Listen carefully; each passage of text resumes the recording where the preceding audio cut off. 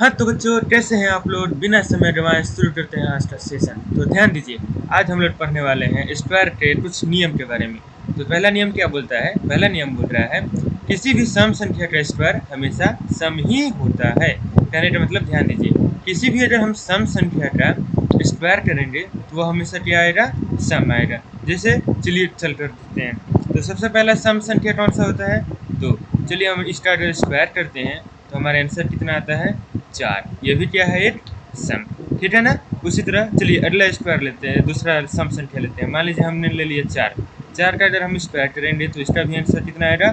16। और 16 भी क्या है? एक स्क्वायर है, ठीक है ना। चलिए आगे देखते हैं। मान लीजिए हम दूसरा कुछ सम ले लेते हैं। क्या ले लें? मान लीजिए ले लेते हैं हम 14, ठीक है ना। तो अगर हम 14 का होल स्क्वायर करेंगे तो भी कितना आएगा? 196। तो ये क्या भी है? सम। तो इससे क्या समझ में आता है कि किसी भी सम संख्या का अगर हम स्क्वायर करेंगे तो उसका आंसर हमेशा क्या आएगा? सम। उसका आंसर हमेशा क्या होता है? सम ही होता है। उसी तरह ठीक इसके उल्टा, ठीक इसके उल्टा अगर हम किसी भी विषम संख्या का स्क्वायर करते हैं, जिसका अगर हम किसी भी विषम संख्या का स्क्वायर करते हैं तो भी उसका स्क्वायर हमेशा क्या आएगा? विषम ही आएगा। अगर हम किसी विषम संख्या का स्क्वायर करेंगे तो आंसर में भी क्या आएगा? विषम, ठीक है ना। चलिए चलकर देखते हैं। मान लीजिए विषम संख्या ले लीजिए, कौन सा? अगर हम 3 ले लेते हैं और 3 का अगर होल स्क्वायर करेंगे तो आंसर कितना आएगा? 9।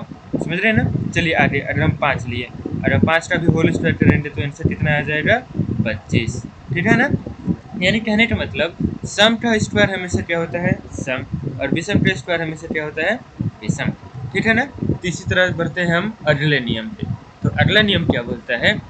ध्यान से देखिए, किसी भी संख्या के अंत में 0 हमेशा क्या होना चाहिए? सम होना चाहिए। तो वह संख्या पूर्ण यानी कि होल स्क्वायर होगी, अन्यथा नहीं होगी। कहने का मतलब कोई भी अगर हम संख्या लेते हैं, जैसे मान लीजिए हम लेते हैं 4500, ठीक है ना।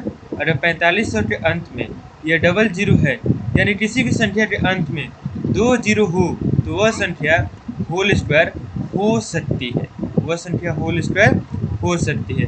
यह पहचानने के नियम में काम आता है। अब 45 तो होल स्क्वायर नहीं है, यह नहीं होगा। अब मैंने क्या बोला? हो सकती है। जैसे कि चलिए अगर दो चीज़ में पहचाना जाए, अगर 100 और 1000 में बोला जाएगा तो यहाँ पे कहिएगा कि आप पहचानिए कौन होल स्क्वायर है, कौन होल स्क्वायर नहीं है। तो ध्यान दीजिए, 100 में कितने हैं?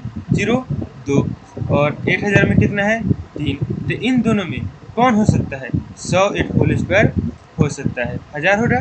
नहीं होगा, ठीक है ना, क्योंकि इसके अंत में 0 की संख्या कितनी है? 3। चलिए उसी तरह अगर मान लीजिए कहा जाए 400 और दूसरा 4000, इन दोनों के बीच कौन होल स्क्वायर हो सकता है, कौन होल स्क्वायर नहीं होगा? तो सिंपल हम 0 देखेंगे। क्या बोल रहा है? 0 क्या होना चाहिए? सम होना चाहिए। सम यानी कि सम मतलब समझते ही हैं।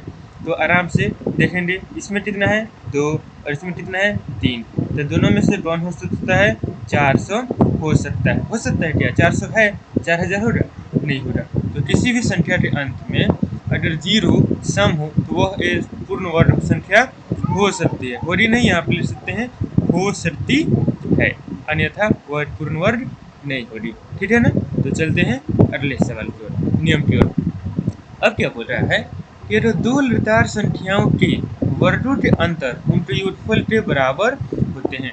जैसे ये देखिए, दो लगातार, अब कोई भी आप लगातार ले लीजिए। लगातार का मतलब लगातार होता है, जैसे कि हम 2 और 3 भी ले सकते हैं, 4 और 5 भी ले सकते हैं, 11 12 भी ले सकते हैं, या फिर 15 या 16 भी ले सकते हैं। लगातार का मतलब कुछ भी। तो चलिए अब हम लगातार संख्या ले लिए, उसके बाद क्या बोल रहा है? दो लगातार संख्याओं का वर्ग।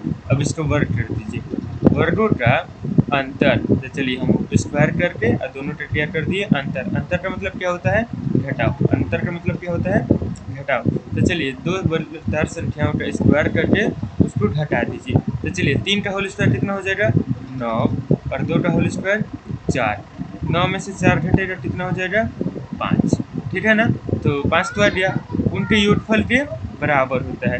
अब योगफल मतलब क्या? इन दोनों का जोड़। यानी कि जब 2 + 3 हम करेंगे फिर भी आंसर कितना आएगा? 5। देखिए दोनों 5 आ रहा है ना, नहीं समझ में आया? चलिए देखिए 5 और 4 ले लेते हैं। तो क्या बोल रहा है? दो लगातार संख्या के वर्गों का अंतर। तो पहले इसको हम फॉर्म में सजा लेंगे। अंतर मतलब घटाव। घटाव कैसे होता है, बड़ा में से छोटा। तो चलिए 5 का होल स्क्वायर माइनस 4 का होल स्क्वायर इन उनके योगफल के बराबर होता है। योगफल अब बराबर कर दीजिए इन दोनों का योगफल। योगफल मतलब 5 प्लस 4। अब चलिए घटाइए 5 का होल स्क्वायर 25 माइनस 4 का होल स्क्वायर 16 बराबर 5 से कितना हो जाएगा 9। अब 25 में से 16 घटाएंगे कितना आएगा 9 बराबर 9। देखिए दोनों बराबर आ गया ना, है तो यही हो जाएगा हमका आंसर, नहीं मतलब ये नियम है, समझते हैं। चलिए अब 11 बार लेते हैं। तो 11 बार को आराम से लिख दीजिए 12 का होल स्क्वायर माइनस 11 का होल स्क्वायर। तो ये हो गया इनके और वर्गों का अंतर उनके योगफल के बराबर होगा। योगफल मतलब जोड़, यानी कि 12 और प्लस में 11। चलिए 12 का होल स्क्वायर कितना हो जाएगा 144 माइनस 11 का होल स्क्वायर 121। इन दोनों को जोड़ के कितना आ जाएगा हम लोग को 23, ठीक है ना। अब चलिए इसमें से ये घटा दीजिए।